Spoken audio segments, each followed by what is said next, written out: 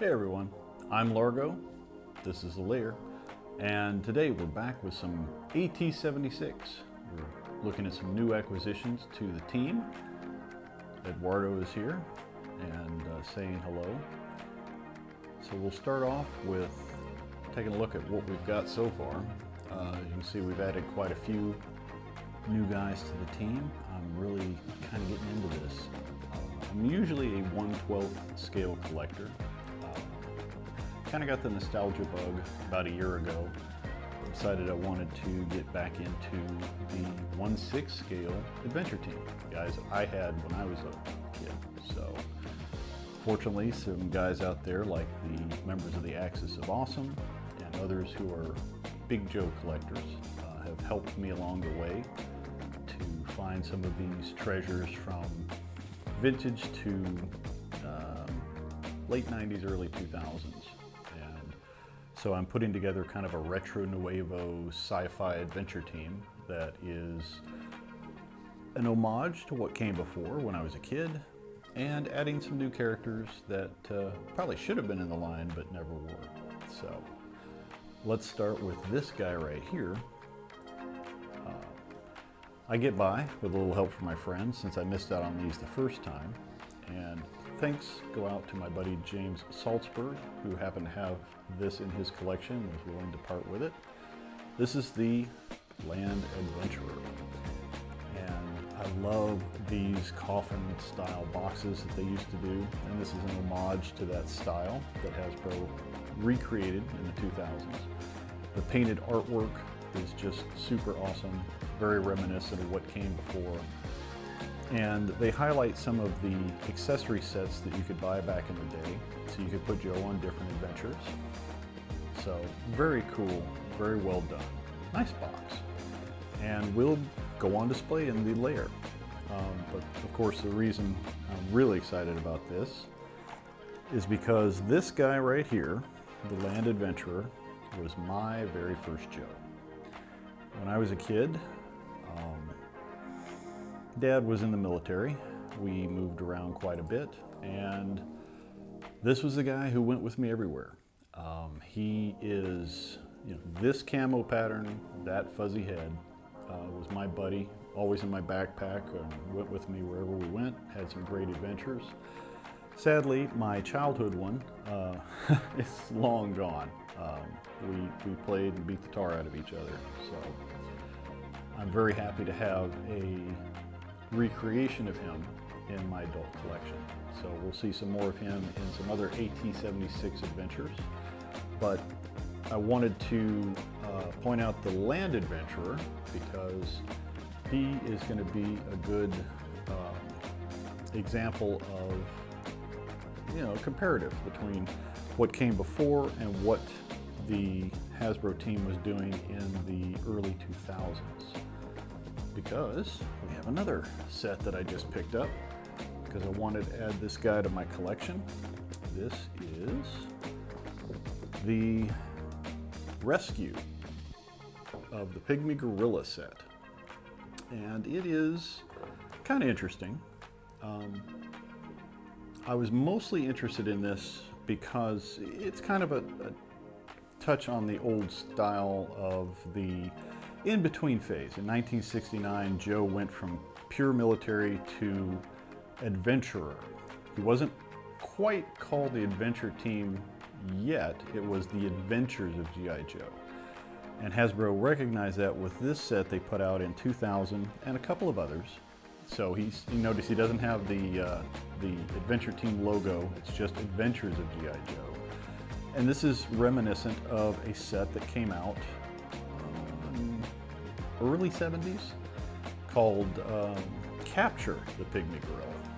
So as you can see, they put a nice little cartoon on the back that's reminiscent of the cartoons that came with some of these sets back in the day. Of course, those were in little booklets, and this one they just printed it on the back of the package.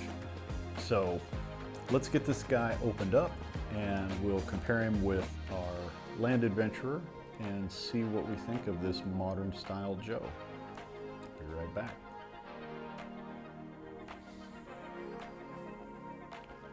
All right, so we have Joe out of the box. Let's take a closer look and see what's coming with him.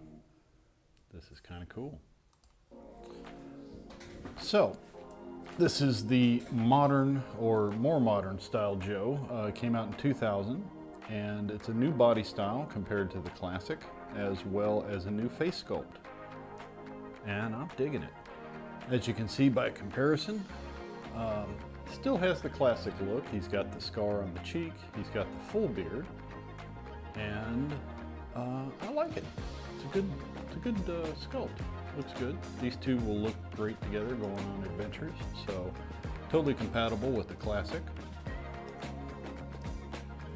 Most of the Joes from this 2000 era had a goatee instead of the full beard. That's one of the reasons I like this particular guy, because he's very much more reminiscent of the Adventure Team look. The new body is very muscular, has a nice style to it. It's not as super articulated as some of the other ones that came out later, but he does the job. I like the camo pants. They have a cool pattern to them. The pockets, cargo pockets, are working pockets, which is kind of cool. It's got the rubberized boots that came with a lot of the classic collection style. And I like these a little bit better than the older hard plastic boots that came with the classics. Just have a better style to them. But overall, good figure. I like him. Accessories, he was light. So light that they couldn't even give poor Joe a shirt. I'm not sure why that was such a cost-cutting measure, but it's a thing. So he's got the older style classic or Hall of Fame style dog tags. Not crazy about those. Those I'll probably replace with something more Adventure Team. The bandolier, it's kind of goofy. It's oversized.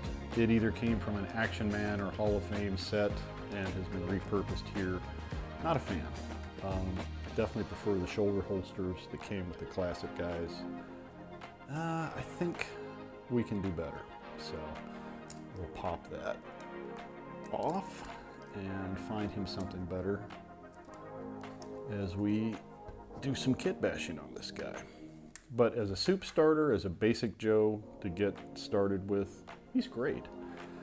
The machete and scabbard it comes with is pretty cool.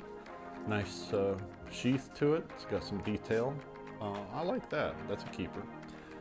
The pistol he comes with, again, it was something that it was a thing with all the Hall of Fame and other Joes that came. They're just oversized and goofy. So he can hold it, but we'll find a better replacement because that's just too oversized. Speaking of oversized, he has Kung Fu grip. He's got the rubberized hands. He has the separation for the trigger finger, like the classic Joes did. But the hands are a little oversized. I've heard some people call them ham hands because they're just so big. But,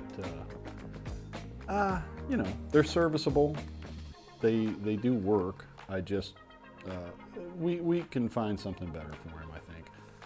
There are some other hands that came with other Joes in later lines that will be compatible with this body, so we might do an upgrade there too. But before we start tinkering and kit bashing, let's look at the accessories he does come with that we like. He's going to be out in the bush, got to have a bush hat. It's kind of a flexible material. It's nicely sculpted. I like it, and it fits this head really well. Looks good on him. That's a keeper. Comes with a pair of field glasses. Basic, but gets the job done. If you're going to be out searching for pygmy gorillas, you need to be able to see them. So field glasses or binoculars are a must. He comes with they're calling it a tranquilizer gun. I think anybody in the military knows this is something else. It does have a projectile, which is common in these type of toy sets back in the day. Nice little gimmick. It's serviceable. It fits the figure. It's not super oversized. Yeah, we'll find a use for that. And of course, the accessory that is, you know, the highlight of this set is the pygmy gorilla. And compared to the one that came out in the late 60s, early 70s with the capture pygmy gorilla set, this is definitely an upgrade. That one was just one piece, no articulation, not very detailed. This one's got great detail to it. It's really nicely done. And he has 3 points of articulation, which is 3 more than the original had. He can move his arms, and he's got a waist swivel, so he can do the Watusi. Woo! So he's not bad. I like him. Good detail. Obviously, ridiculously underscaled for an adventure with a Big Joe. That's where the whole pygmy gimmick comes in. It's the idea that he is an endangered species that Joe is trying to capture, and I'm just not loving it. You know, Joe is supposed to be going on big adventures, pun intended. The pygmy looks like more of a nuisance than a threat, so I think we can upgrade this. I'm going to dig into my bag of tricks. We're going to see what kind of accessories I have to spruce up this Joe and come up with a better, more menacing gorilla situation for Joe as well. So we'll look at that in just a minute. Alright, so I did a little rooting around in my bits box and did some exploring of what things I have, and came up with some upgrades. And we'll start with the hands. So, like we said, Joe has some kind of big oversized hands. There are some other Joes that came out in the late 2000s that had a different style hand. This one has a hinge at the fingers. The trigger finger is separated, so you can still get good grip and get it into the trigger guards of some of the weapons that he'll be using. I like this hand better. It's compatible with the flesh tone, and it will work with this body style. So we're going to give him a hand upgrade, give him a hand job. Yep, I said it. While we're doing the hands, and speaking of good articulation for being able to hold a weapon, here is a 45 that is actually in scale with Joe. This came from Cotswold Collectibles. I believe this is might be a Geiberman reproduction of a 45. I always like the 45 for my Joes instead of some of the other pistols they came with. As you can see, a big difference. This one's much more in scale and looks really nice and good color and detail to it. So we'll retire this oversized thing and give him a much better scaled weapon as his sidearm. If you're gonna have a sidearm, you gotta have a good holster. This is the Corrigan Holsters Adventurer Black shoulder holster. This is a company from Canada that I found through Cotswold Collectibles, and these are made in actual leather. Have a nice little brass piece to cinch it up. Fits really nicely on the figures. Looks awesome. Definitely an upgrade from the classic style shoulder holster. And they have it in black and brown. They have a couple different styles. So if you're looking to upgrade your holsters for your Joes, definitely check out Corrigan. Really like these. And like I said, Cotswold Collectible does have these. Sometimes they run out, but they usually try to keep these in stock, so take a look there. So we'll be giving him that. We're going to keep the machete. Obviously, that's not terrible. But he's going to need something to carry it on since we're losing the bandolier. So I have an older style web belt with some cartridge pouches that came from an older Joe. We'll try that on. We'll give him a shoulder bag. I feel like he needs a shoulder bag. This came from a Vietnam nurse set. It's a nice little canvas style bag. I think that'll work with this guy. And bro needs a shirt. I mean, come on. So I found this on Amazon. Not sure who the manufacturer is, but it has good styling to it, and it kind of works with that camo pattern, so we'll use that with those pants. Definitely needs a shirt, gotta upgrade it a little bit. And while he's out searching, the field glasses are good, but you know, a tracker, GPS communicator type MacGuffin device is much better. Again, another piece from Cotswold, and I think that's going to look really sharp on this guy as well. So we'll give him that, and maybe a few other bits and bobs here. And like I said, we'll definitely look for a better nemesis for him than the pygmy. So let's get him dressed and see what we think of the Kitbash upgrades. All right, we've got Joe dressed in some new accessories. Kitbashed him a little bit, just spruced him up and made him a lot more ready for the field than he was. He came pretty bare bones, but just a few accessories really spruced this guy up. Let's take a closer look and see what we did. So again, we didn't do much, but what we did really works. And I think the overall look is much better. And I'm digging what we've got going here. So as you can see, the quote unquote tranquilizer gun will fit pretty well and can be put into some positions where you can use it. And these new articulated hands work with that really well. So let's take a look at those hands and see what we think. These hands have an up and down motion on the primary hand, whereas the other ones are just your traditional side to side, like this one still has.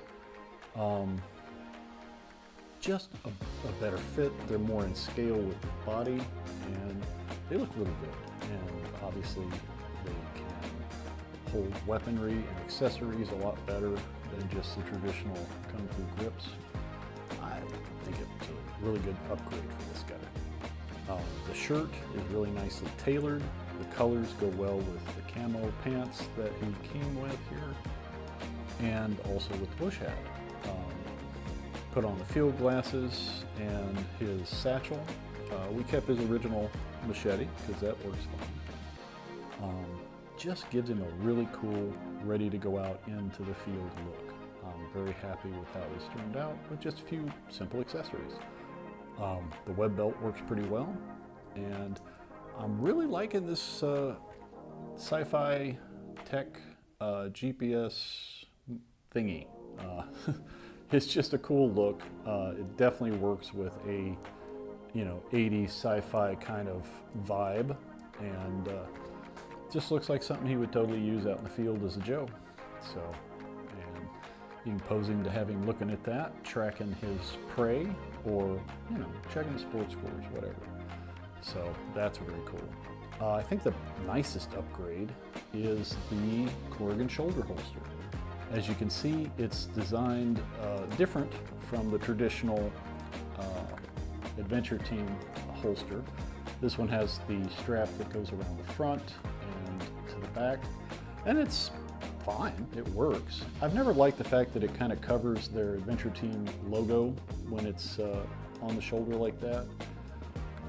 This design by Corrigan puts the straps all the way in the back. So you have the straps back here, has a little adjustment piece so you can cinch it up, and so that means it'll work with lots of different chest sizes for different Joes. It's really nice. The leather is really well done. It's stitched great. It just looks super, super nice. And the 45 fits in there really well. Also fits in his hand really well with these new articulated hands. So all in all, just a great upgrade for a Joe. And like I said, didn't take much, just a few bits and bobs. Most of you guys who've been collecting for a while probably have all kinds of stuff in your bits box. Or if you're a new collector like me, it's not hard to find accessories that are fairly inexpensive to spruce up some of these bare bones sets and make a great adventurer. So he's ready to go on some toy adventures with his buddy, the land adventurer, and go hunt him a pygmy gorilla or maybe something a little more challenging. So that's all I'm going to do with Joe. I think next we'll look at what are we going to do about this little guy. I think we need a bigger, better monster for Joe to track. So let's see what we can find. Be right back. We've got our Joe spruced up. He's ready to hit the trail and go on an adventure, but I feel like something is lacking. I'm just not digging the pygmy vibes. He's just too undersized. He's cute, but that's not a Joe adventure nemesis. We need to do better. So I looked around, saw what was available that would be compatible, and decided that's not a gorilla. That is a gorilla. Check out this bad boy. Ooh, baby. Yeah. This is made by a company, Lair. Some of you guys may know from The Core, which their popular was their line that was, you know, kind of Joe-esque. Very cool stuff. This is part of a newer line they've been doing called Primal Clash. And this mamma jamma is 17 inches tall. And as you can see, by comparison with Joe, now we're talking. That would be a threat. Look, he's so freaked out, he passed out. Poor Joe. I feel for you, buddy. But, you know, we got a tough assignment for you. We're not just going after pygmies now. We're going for the whole enchilada. So, suck it up, Buttercup. It's time to earn your spurs, as they say. So, let's take a look at this beast. Yeah, this is going to work for scale comparison. What Hasbro gave us, what Lair gave us. Yes, yes, yes. Bigger is better in this case. More power. As you can see, it's really a nice packaging too. It's pretty cool. Smash and bash, big guy. They also did a dinosaur. I haven't checked that one out, but I saw this gorilla and said, that totally needs to be with my AT-76 guys. Let's get him out of his package, and we'll check his articulation and details, and let's get this party started. So, be back in a sec. As you can see, our big boss gorilla from Lair's Primal Clash line is so freaking huge, he won't fit on my toy cam. He's too tall. But that is a good problem to have. So let's check this guy out. We've taken him off of the packaging. Let's look at the package real quick, because it's cool. Open face packaging, because he's just so freaking big. They did a pretty good job. Great colors, you know, they talk about, you know, gigantic size, super mega monster. And I like this. This is really cool. Like I said, I picked this up on Amazon. It is a Lair monster, and I believe he's probably going to be something you can find in some of your other big box stores as well. So keep an eye out for that. So let's look at this guy. Once we got him off the package, again, he's ginormous. I love him. He's so cool. Especially the detail. You can see he's got some scars. He's got great shading in his look. And instead of just going with basic black, they made him a more of a primal gray, which makes more sense. There's a little bit of color shading that they did here, and it's really pretty cool. He also does have some posability. He's not just a great big old beast. He has shoulder joints that will work up and down and out, which is really neat. He has some articulation at the elbow, which you'll see in a moment is very handy for this guy. And at the wrist, he can move his wrist around a little bit up and down. For a figure this size, this is really impressive. The detail is beautiful as is. If you wanted to go in and put a little bit of a wash and maybe pull out some of the detail on the fur, you could, but he's just great as is. Again, nice torso. He's very ape-like. His anatomy looks correct compared to the little Hasbro guy. He's cute, but you know, not the most accurate for what a gorilla would look like in the wild. But still, not terrible, just diminutive. This guy looks like he's ready to conquer any jungle.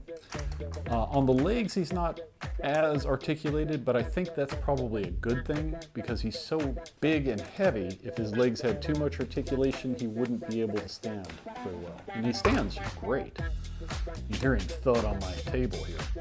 The bottom of the feet is smooth, which makes it a little bit easier. The feet are solid. They're good solid plastic, so they'll hold his weight. There is a little bit of movement in the foot, and I love the way that they splayed out the foot so that he can get a good stance. He can hold his place. It works. And you guys are saying, I can't see his freaking head.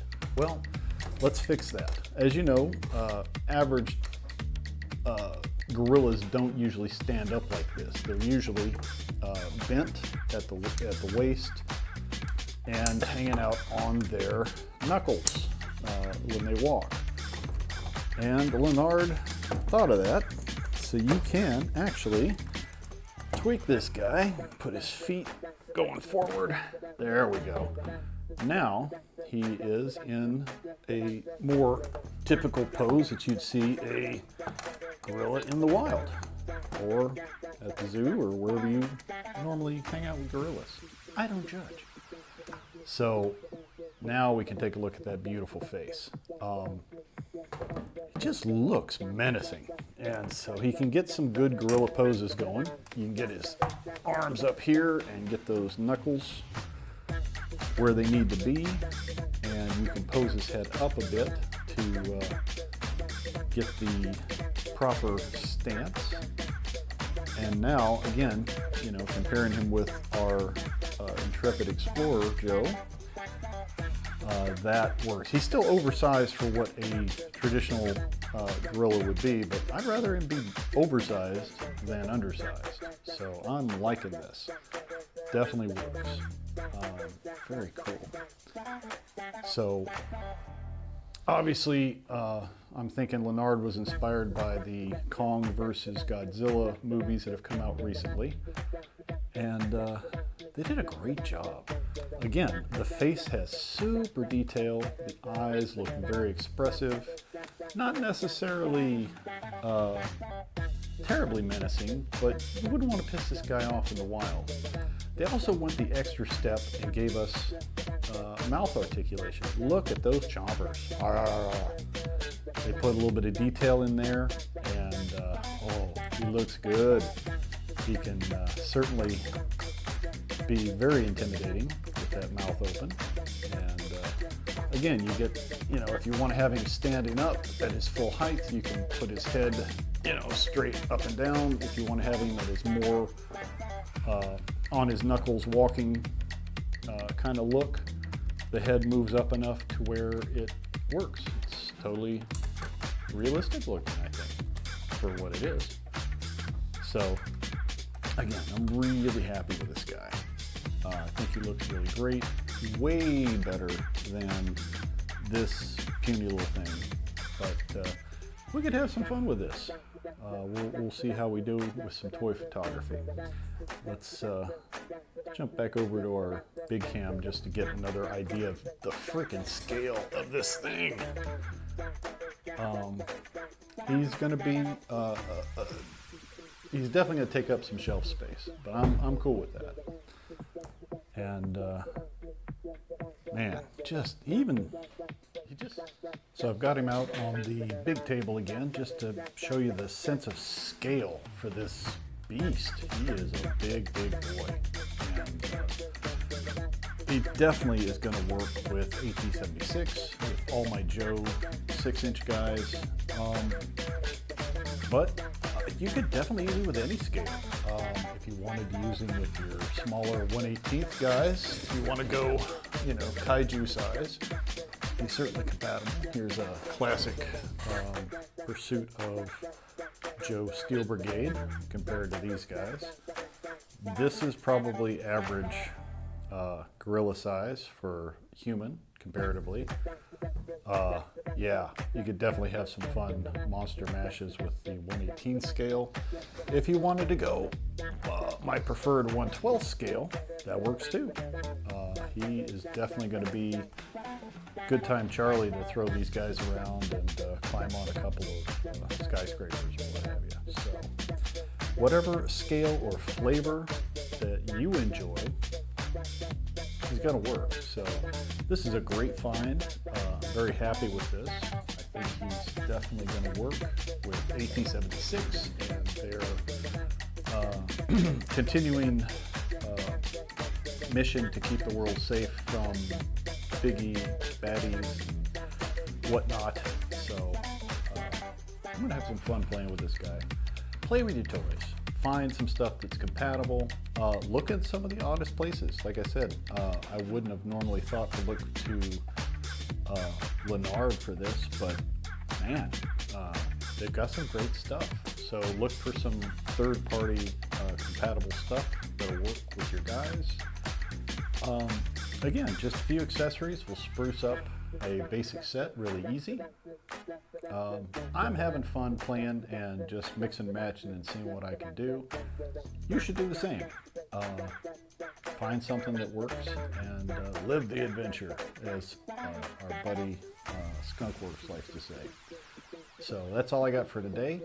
Have a great time playing with your Joes, whatever scale or flavor you enjoy, or Action Force, if you're into that, which I am. And we'll see you in the very near future. We have some other new stuff coming in for AT-76, so more Joe adventures are on the way. Have a good one.